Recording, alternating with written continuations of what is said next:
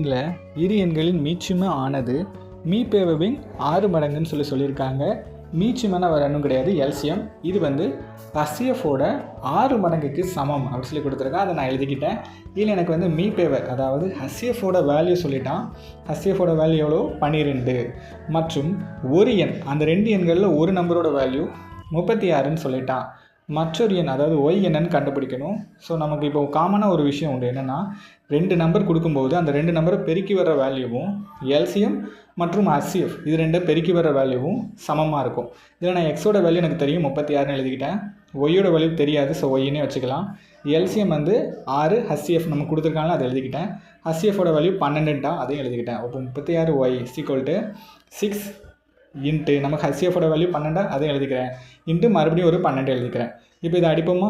இதை நான் 6ல் அடித்தா 6ன்னு வரும், இதை அடித்தா 2ன்னு வரும். அப்போ y = 24. இதான் என்னது